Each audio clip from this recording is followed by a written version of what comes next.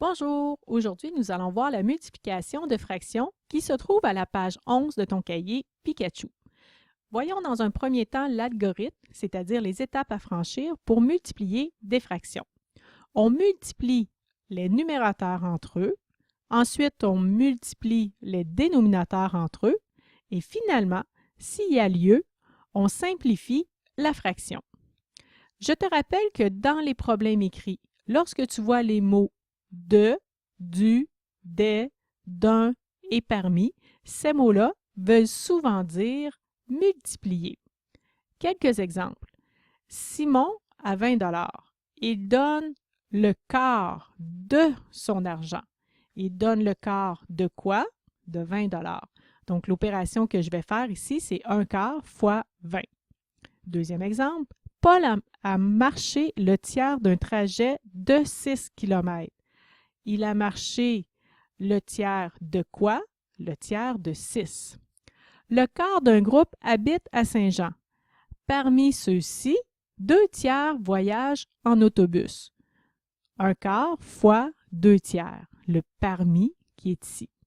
Jean a mangé les 2 tiers des 27 chocolats, donc le des, 2 tiers fois 27.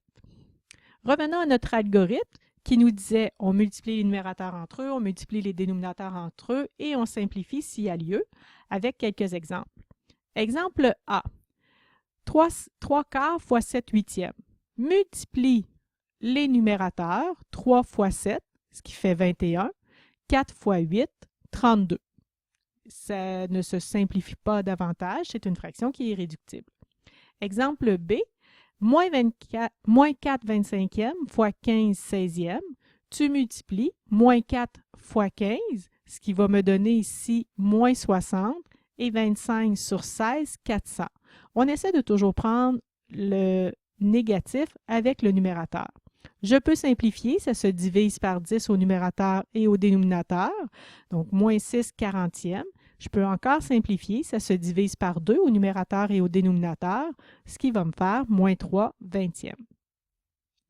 Troisième exemple, j'ai moins 7 huitièmes fois moins 3 quarts. Je prends toujours le négatif avec le numérateur. Moins 7 fois moins 3, quand je multiplie deux négatifs, ça me fait un positif, 21. 8 fois 4, 32. 21 32e qui est une fraction irréductible. Dernier exemple, 8 tiers fois 3 cinquièmes. Je multiplie mes numérateurs entre eux. 8 fois 3, 24.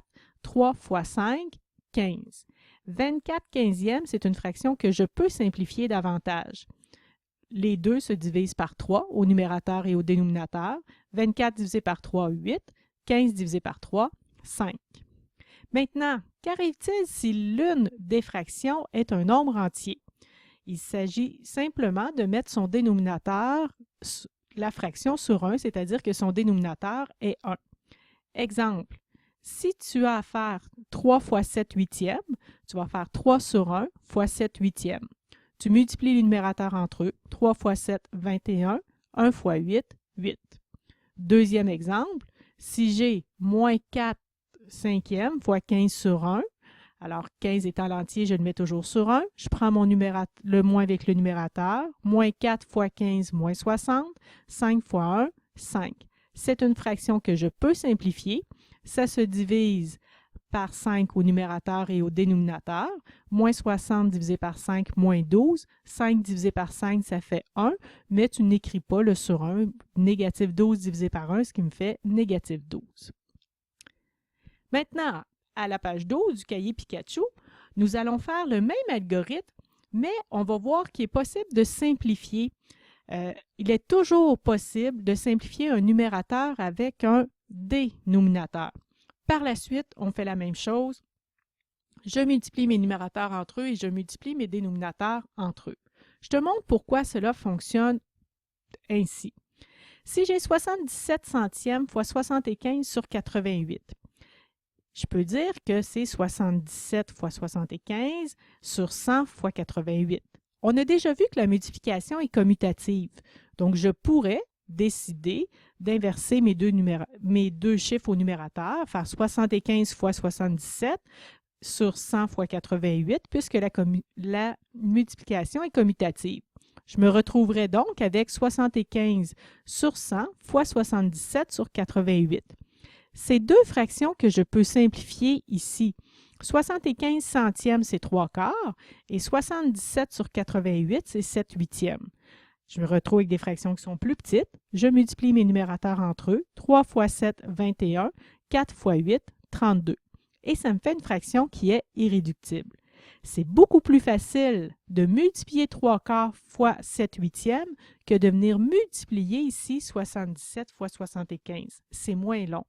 Alors, l'objectif est toujours de simplifier le plus possible n'importe quel numérateur avec n'importe quel dénominateur, puisque mes numérateurs ici sont commutatifs et mes dénominateurs sont également commutatifs. Faisons un deuxième exemple. 64 sur 851 fois 851 sur 640.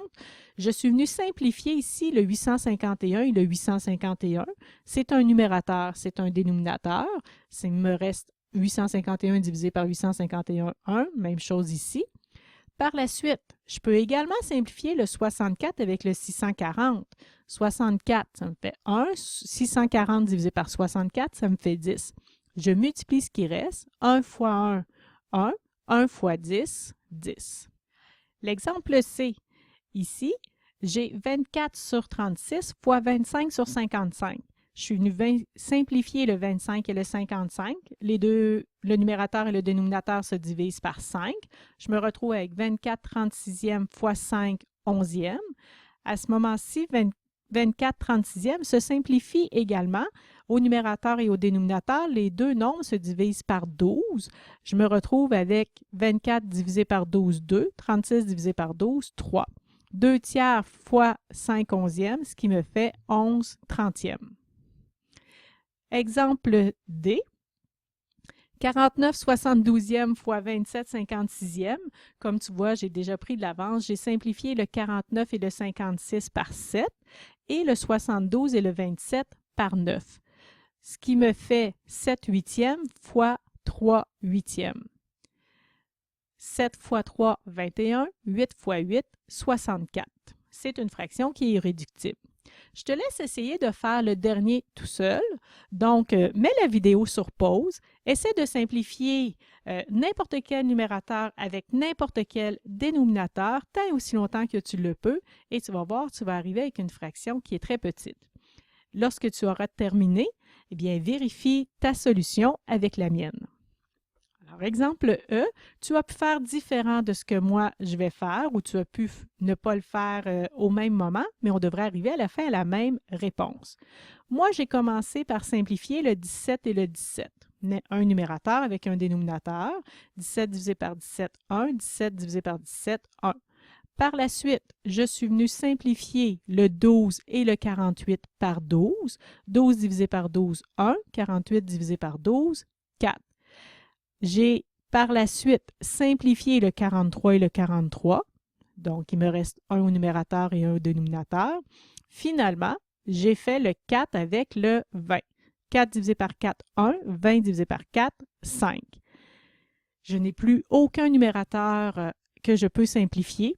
1 fois 1 fois 1 fois 1, ce qui me fait 1. Je multiplie mes dénominateurs entre eux. 4 fois 1 fois 1 fois 5, 5. Ma réponse, 1/20. À retenir, l'algorithme pour la multiplication, tu peux simplifier n'importe quel numérateur avec n'importe quel dénominateur. Par la suite, on multiplie les numérateurs entre eux, on multiplie les dénominateurs entre eux, et si jamais il est encore possible de simplifier, on le fait à la fin.